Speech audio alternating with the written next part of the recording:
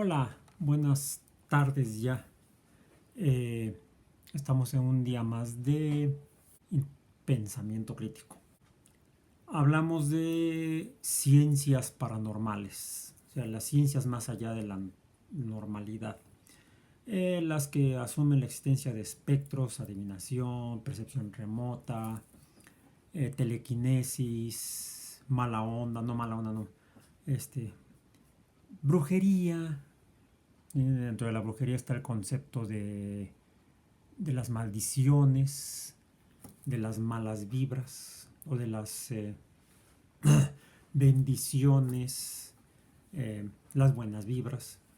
Abordamos un tema que parece relacionado con esta forma de pensar en la vida cotidiana, y hay una que es muy antigua, tan antigua que tenemos evidencia paleontológica, ni siquiera arqueológica, de que al menos desde Homo neanderthalensis, desde que nuestros primos neandertales andaban por en Europa, en el norte de África, en el Medio Oriente, alrededor de la cuenca del Mediterráneo, eh, manejaban o tenían esta forma de pensar. Hay evidencia paleontológica de que se cuidaban entre sí, pero eso lo hacen incluso otros mamíferos. De ahí que la fuerza para la supervivencia de algunas especies radique en la congregación en grupos, en manadas, y la fuerza de la manada es la que les permite explotar con éxito el entorno. Un solo individuo de una especie, de estas especies que viven agrupadas, difícilmente sobrevive por sí solo, difícilmente consigue el sustento, sobre todo si se trata de depredadores. Los depredadores más exitosos suelen eh, encontrarse en grupos de diferentes magnitudes, pero casi siempre en manadas. Y así los homos, los homínidos, parece que también se congregaban en grupos, más grandes, más pequeños, aunque ya no les llaman, los antropólogos no los llaman manadas, sino que llaman, por ejemplo, clanes, familias. Incluso han sido motivo de inspiración para autores como, o autoras como Jana Well, quien con este concepto antropológico, paleontológico en mente escribió su novela, una novela, El clan del oso cavernario. En inglés, The Clan of the Cave Bear. Posteriormente se hizo una versión fílmica de esta novela y trata de lo que es una historia ficticia, es una novela, pero basada en un estudio paleontológico, antropológico bastante serio, como consecuencia de una investigación muy profunda que hizo Jana Well, estudiando el comportamiento de los grupos humanos que conservan los hábitos más antiguos, por ejemplo, de los cazadores que todavía quedan en Namibia, y de otros grupos en la Amazonia, en otros grupos étnicos, conservando ciertos conductas, hábitos, tradiciones tan antiguas como las que realizaban los Neandertal, y eso lo sabemos con base en las evidencias, los restos que dejaron a su paso por Europa y el Medio Oriente y el norte de África. Y con base en esto, narra el encuentro entre un clan de neandertales con una niña cromañón. No les voy a spoilear, espero que esto los motive a buscar la novela y leerla, o al menos buscar la película y verla. Voy a leer unos pequeños fragmentos para que ubiquemos con nuestro tema de hoy. The band of travelers crossed the river just beyond the waterfall, where it widened and formed around rocks jutting up through the shallow water. They were 20 in number, young and old. The clan had total 26 before the earthquake that destroyed their cave. Two men led the way, far in front, a knot of women and children flanked by a couple of older men. Younger men trailed behind.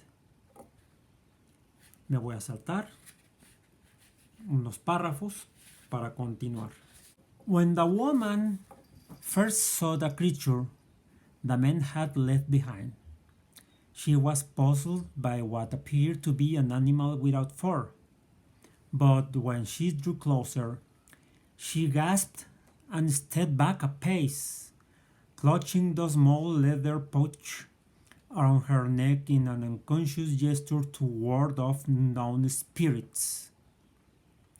She fingered the small objects inside her amulet through the leather, invoking protection, and leaned forward to look closer, hesitant to take a step, but not quite able to believe she saw what she thought she was seeing. Her eyes had not deceived her. It was not an animal that had drawn the voracious birds. It was a child, a gaunt, strange-looking child. The woman looked around, wondering what other fearful enigmas might be nearby, and started to scare the unconscious child, but she heard a moan. The woman stopped and, forgetting her fears, knelt inside the child and shook her gently.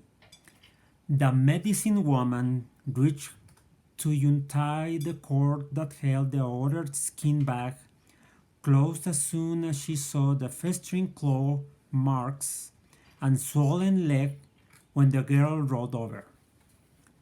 The man in the lead glanced back and saw the woman kneeling beside the child. He walked back to them. "Isa, come!" he commanded. "Cave lion tracks and scut ahead." "It's a child, Bront. Hurt, but not dead," she replied. Bront looked at the thin young girl with the high forehead, small nose, and strangely flat face. "Not clan." The leader gestured abruptly and turned to walk away. "Bron, she's a child. She's hurt. She'd die if we leave her here." Isa's eyes pleaded as she made the hand signals. ¿Qué nos narra Gino Weil en estos primeros párrafos del clan del oso cavernario? The Medicine Woman, la médica. Hay evidencia de que los Neandertal al menos, desde los Neandertal al menos, y muy probablemente los Cro-Magnon, tal vez independientemente o tal vez a través de la interacción y la comunicación entre especies, porque esto narra el encuentro, es nada más un pequeño spoileo, entre los cuales hay una mujer dedicada a la medicina,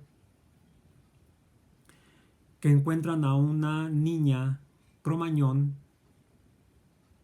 aparentemente herida, y esta mujer dedicada a la medicina, cuya función en el clan era contribuir ¿a qué?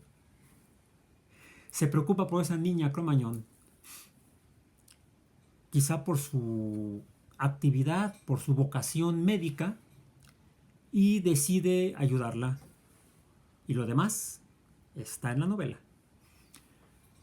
¿Qué es la medicina?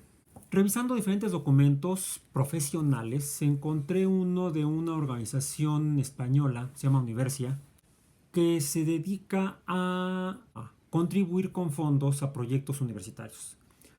Y uno de los campos en los que trabaja, uno de los campos a los cuales está abocada es a la medicina.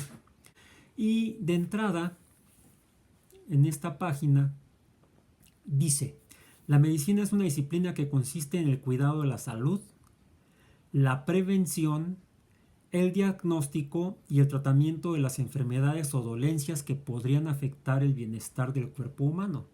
Si bien es una de las carreras más tradicionales, ¿qué tan tradicional? Quizá desde tiempos de cromañones, de los primeros cromañones y de los neandertal, nuestros primos. La medicina no es una profesión para cualquiera, ya que requiere una vocación de servicio y un nivel de compromiso muy superior al que se espera de otros profesionales. Lo estamos viendo. Ponen su vida al servicio de otras vidas y arriesgan su vida para salvar otras vidas. Asimismo, para convertirse en un buen médico es indispensable poseer la fortaleza emocional suficiente para lidiar con el dolor ajeno y estar dispuesto a capacitarse constantemente. Reconocida por ser una de las más largas y exigentes, la carrera de medicina tiene una duración de entre 6 y 7 años. Mientras que los primeros años están dedicados a estudiar el funcionamiento del cuerpo humano a través de asignaturas tales como anatomía, fisiología e inmunología, el resto de la carrera tiene como cometido enseñar a los alumnos cómo diagnosticar y tratar a los pacientes. Esta última instancia incluye la realización de una práctica profesional conocida con el nombre de internado, por el nombre de internado, durante la cual los estudiantes aplican los conocimientos teóricos adquiridos con la supervisión de un profesional experimentado. Una vez obtenido el título, los médicos pueden optar por trabajar como médicos generales, especializarse o, por qué no, hacer ambas cosas de forma simultánea, es decir, trabajar y especializarse. Existen numerosas especialidades médicas, las cuales se corresponden con distintos criterios, por ejemplo, el cuidado de un órgano y aparato del cuerpo, en particular, el tratamiento de una enfermedad específica o la atención de pacientes según su edad o sexo. Cabe destacar que tanto el nombre como la especificidad y la extensión de los planes de estudio de las especialidades médicas varían según el país y la universidad donde se estudia. Respecto a la inserción laboral, termina este texto. La medicina resulta una carrera muy atractiva debido a que implica buenas condiciones laborables, demanda a nivel local e internacional y posibilidades de empleo muy diversas, por ejemplo, como médico en el sector público o privado, docente o investigador. Sí, hay médicos que estudiaron la carrera, pero en su vida han recetado una aspirina porque se dedicaron a la investigación médica probablemente, o ni siquiera a la investigación médica, puede ser a la investigación bioquímica, a la investigación biofísica, y a través de lo cual pues, prácticamente dejan de lado a la práctica clínica. Entonces son simplemente salidas profesionales diferentes. Esto es la medicina, pero si vemos, es una medicina muy alejada de la narrada o la que sirvió de inspiración a Gina Well para escribir su novela del clan del oso cavernario, que después se convirtió casi en una saga que siguió con otros 3 volúmenes. Es una más como paréntesis cultural. Y estamos hoy en día ante una medicina científica o basada en ciencia, una medicina tecnificada. Eso gracias a que pioneros de la medicina estructurada como Hipócrates entre los griegos y otros, a través de su práctica aportando conocimientos empíricos en cuanto a la manera de cuidar la salud de las personas. Y quizá ya considerar los conceptos de prevención, diagnóstico y tratamiento. La medicina más antigua, debo decir, la que decían los médicos, que a veces de manera un tanto de burla, hay personas que hablan de los médicos brujos. No, los médicos brujos eran los que practicaban la medicina con base en el conocimiento y la forma de pensamiento de la época, pensamiento mágico. ¿Sí? Era una interpretación de la salud, de la prevención de la enfermedad, del diagnóstico y el tratamiento de las enfermedades, que son una de las alteraciones de la homeostasis, las alteraciones del estado estacionario, del estado sano de las personas. Se interpretaba que esas perturbaciones, esas dolencias podían ser causadas por entes sobrenaturales, entes divinos, malos espíritus, molestias de los dioses, perturbaciones, enojos de los dioses que causaban las enfermedades, ya fuera de individuos o de grupos completos. Quizá estaba también relacionado con la astrología, quizá una mala estrella, una estrella no comprendida, su movimiento, un cometa, vendría siendo la causa de enfermedades en una sociedad, lo que causaría un desastre, mala estrella. O a veces sería algo, un mal espíritu, un espíritu, el espíritu sería como ese aire que se interpretaba hacia uno, de falta del aire uno siente que enferma y quizá que muere. Entonces el aire se asociaba con la vida y quizá la enfermedad se asociara con un mal aire. De ahí viene otro concepto de enfermedad. La malaria es precisamente de una palabra que viene del concepto de mal aire.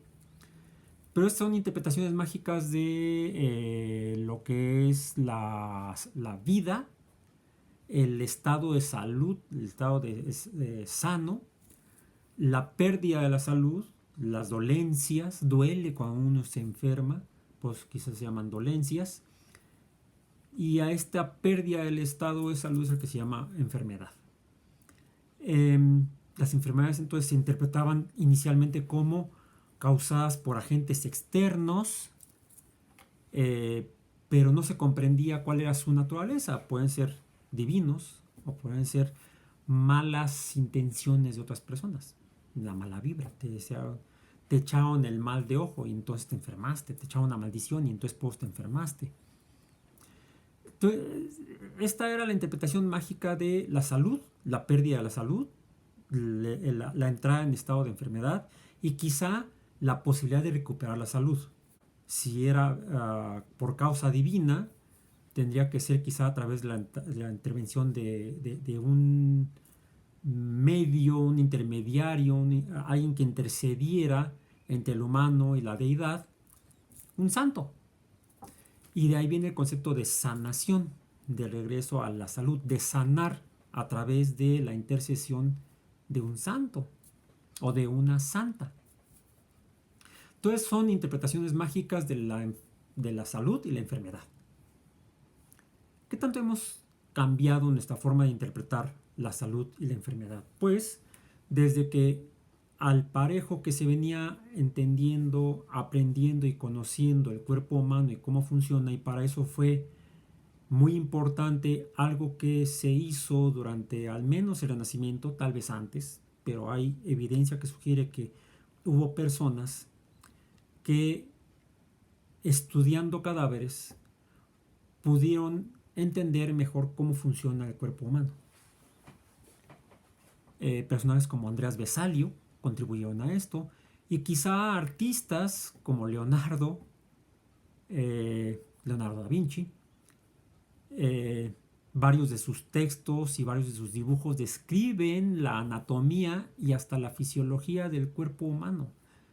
La única manera de saberlo era disectando cadáveres. No sé si personas vivas, pero sí disectando cadáveres. Y es como vamos conociendo el cuerpo humano y en paralelo se va dando el conocimiento de la naturaleza, de los otros seres vivos, se desarrolla la teoría celular, se reconoce que los humanos estamos también formados por células, en nuestros cuerpos hay células, y en el siglo XIX apenas es cuando se concretan, de hecho convergen el aprendizaje a lo largo de la historia de la medicina con el aprendizaje del naturalismo y la fundación de la biología. Y tenemos ahora la medicina científica o la medicina basada en ciencia, la medicina basada en conocimiento científico. Bueno, tenemos hasta una organización, la medicina está organizada a nivel de sociedades, a nivel de naciones y a nivel internacional, a nivel mundial. Y de hecho, después de la Segunda Guerra Mundial y a partir de la fundación de la Organización de las Naciones Unidas, pues empiezan a establecer organismos, parte de las Naciones Unidas, parte de la Organización de las Naciones Unidas, para atender diferentes rubros de la actividad humana dentro de las naciones y entre las naciones. Se crea, por ejemplo, la Organización de las Naciones Unidas para la Ciencia, la Educación y el Conocimiento, la UNESCO, la Organización de las Naciones Unidas para la Atención a la Niñez, la UNICEF, pero también se crea la Organización de las Naciones Unidas para atender la salud de las personas en el mundo con la colaboración entre las naciones, la Organización Mundial de la Salud. Bueno, la misma Organización Mundial de la Salud ha incorporado en su corpus el conocimiento que cada sociedad nacional ha desarrollado a lo largo de su historia y con base en sus tradiciones. Y hay una página muy interesante en el sitio web mundial de la Organización Mundial de la Salud, y es en la página de temas de salud, donde incluye la medicina tradicional, describe la medicina tradicional y dice, son 3 párrafos muy breves. La medicina tradicional abarca una amplia variedad de terapias y prácticas que varían entre países y entre regiones. En algunos países se denomina medicina alternativa, incluso está entrecomillado, o, comillas, complementaria, cierra comillas. La medicina tradicional se viene utilizando desde hace miles de años y sus practicantes han contribuido enormemente a la salud humana, en particular como proveedores de atención primaria de salud al nivel de la comunidad. La medicina tradicional ha mantenido su popularidad en todo el mundo. A partir del decenio de 1990, se ha constatado un resurgimiento de su utilización en muchos países desarrollados y en desarrollo. Entonces, ¿qué podemos decir de la medicina alternativa, complementaria, considerada como medicina tradicional? Algunas prácticas en el ámbito de la salud, pero que son un poco diferentes. Y aquí me voy a permitir poner 5 minutos de un video que puse también en el sitio, en las plataformas diferentes. Ahí va. Todo comienza con una cepa. Son la base de los medicamentos homeopáticos Boiron. 3.000 sustancias, de las cuales 1.400 son de origen vegetal, como árnica. 500 son de origen animal, por ejemplo la abeja. 1.100 son de origen mineral o químico, como la sal, Natrum muriaticum. 1.400 plantas o partes de plantas que se utilizan en su mayoría frescas, salvajes y recogidas en su hábitat natural. ¿Qué es la homeopatía? Pero más que nada, más importante, ¿cómo se fabrica un medicamento homeopático? Bueno, como escuchamos en la descripción que hace este promocional de estos laboratorios europeos, lo mencionan que se usan varias sustancias con supuesta actividad terapéutica, ¿sí? Con actividad farmacológica. Un fármaco es cualquier sustancia que tiene algún efecto en la salud, preferentemente en la restauración de la salud o en la prevención de la salud. Eso sería un fármaco. Y mencionan diferentes sustancias. Mencionan sustancias como el cloruro de sodio, Natrium muriaticum. Bueno, por cierto, este salero está vacío. Pero este sería un salero donde pondríamos normalmente el cloruro de sodio. Dice que con esa sustancia se hace una tintura madre. Pero antes de seguir con esto de la tintura madre de la sustancia, también menciona otras sustancias como las abejas, Apis mellifera, abeja europea. ¿Las abejas son sustancias? Primera pregunta que me hago. Dejemos de lado a las abejas, dejemos de lado el salero y pensemos en lo que está dentro del salero, en la sal. La sal es cloruro de sodio, ahora lo sabemos, gracias a la teoría atómica y a todos los avances de la química desde el siglo XIX. ¿Cómo prepararíamos una tintura madre de cloruro de sodio? Es algo que no aclara. Pero supongamos que nos paramos o nos basamos en el concepto químico de cantidad de materia. Y esa sería la mol. ¿Cuánto es una mol de cloruro de sodio? Pues es el peso molecular expresado en gramos.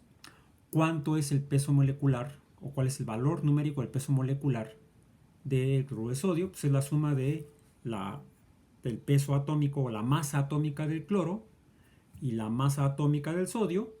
Así se forma un compuesto de cloro de sodio. Y la masa de los dos suma 58.44 gramos, es equivalente a una mol, o 58.44 gramos entre mol, o 58 gramos por mol. Hay varias formas en las que podemos decir. Pero ¿cuántos son 58.44 gramos mol? Necesitaríamos una balanza. No tengo balanzas aquí, las dejé en el otro pantalón. Podemos en casa tener instrumentos de medición, como pueden ser cucharas medidoras. ¿Cuánto es? Bueno, también tenemos tazas medidoras. Y esta es la mano del ratón y esta es la taza del gato. Hola. Bien. ¿Cuántos son 58 gramos? Una taza. 58 gramos de cloruro de sodio, de sal común. O una cucharada. ¿Cuánto es? Bueno, son 20 gramos de sal. Pero esto es como media mol.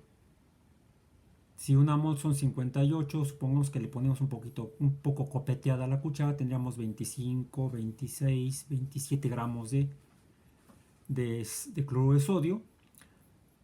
2 cucharadas copeteadas de cloruro de sodio serían una mol. Y eso tendríamos que ponerlo tal vez en 1 litro, o en qué volumen.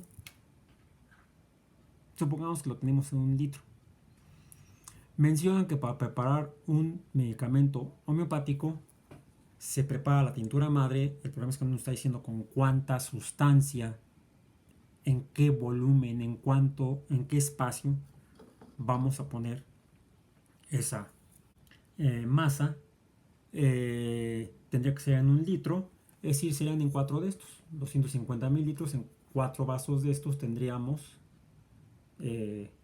quizá ahí cloruro de sodio con agua. Y luego dicen que se preparan diluciones, dice diluciones C. Menciona, por ejemplo, 30C, que para llegar a 30C hay que hacer 30 diluciones. O sea, 1C sería una dilución, 2C serían 2 diluciones. ¿Por qué C? Porque se refiere a diluciones centesimales. Supongamos que tengo 1 mililitro de sustancia madre. Hacer una dilución centesimal sería llevar ese mililitro a 100 mililitros. Ya ahí tendría entonces la primera dilución, 1C. La 2C sería llevarla, esa dilución, a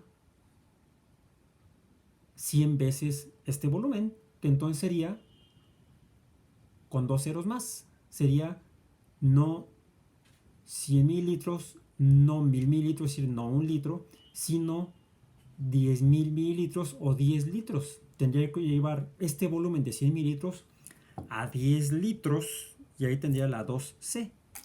Otra forma de hacerlo es al revés. Tomo una fracción, tomo 1 mililitro y le agrego 99 de agua. De esa solución, tomo 1 mililitro y le agrego otros 99 de agua. Finalmente voy a tener 100 mililitros, pero voy a tener una solución 1C centesimal respecto a la primera. La siguiente dilución de tomo 1 y lo llevo a 100 sería la 2C, lo que me llevaría entonces a que la solución en el 2C está 10.000 veces diluida respecto a la tintura madre original. Menciona 30C, quiere decir que el medicamento que se usa en tratamiento homeopático habría sido diluido 30 veces en proporciones de 1 en 100. ¿Cuánto queda de materia? De cloruro de sodio, por ejemplo, ¿cuántas moles o micromoles o nanomoles o femtomoles de cloruro de sodio quedan en ese frasco de medicamento del cual se vayan a tomar ya sea algunos gránulos o glóbulos, la gente les dice chuchitos, o quizá a veces los toman en forma de gota, de gotas se aplican con gotero, como en otras prácticas terapéuticas farmacéuticas, farmacológicas. Hay la farmacéutica es simplemente el uso de fármacos en medicina. Pero, en cambio, en la práctica de la farmacéutica de otras industrias diferentes, no homeopáticas, digamos las convencionales, la forma de preparación de los medicamentos es diferente. Aunque la sustancia que se aplica como terapéutica puede ser muy pequeña la cantidad, pueden ser miligramos, pueden ser decenas de miligramos, quizá cientos de miligramos, quizá miligramos, unidades de miligramos, y en algunos casos fracciones de miligramos. Casi siempre nos estamos manejando en el orden de 10 a la menos 3 a 10 a la menos 4 gramos de sustancia médica activa, sustancia farmacológicamente activa. ¿Cómo comparamos a la sustancia activa que propone la medicina o la terapéutica homeopática respecto a la terapéutica convencional? Esto será tarea de ustedes porque es lo que nos da a pensar. Todo lo que se anuncia en la sociedad, en las sociedades, en los países como medicina, realmente es medicina. ¿Qué diferencia habría entre una medicina tradicional de las que menciona la OMS, la Organización Mundial de la Salud, como esas medicinas tradicionales basadas en las prácticas entre países a lo largo de miles de años y que tienen efectos terapéuticos reales, y cuáles serían no medicinas alternativas ni complementarias, sino quizá estarían más ligadas a nuestro tema de la semana pasada de falsas medicinas? Esto es serio porque tiene efecto en la salud y en la vida de la gente. Por eso es que lo trajimos a la mesa, al escritorio, al aula de nuestro curso de Introducción al Pensamiento Crítico.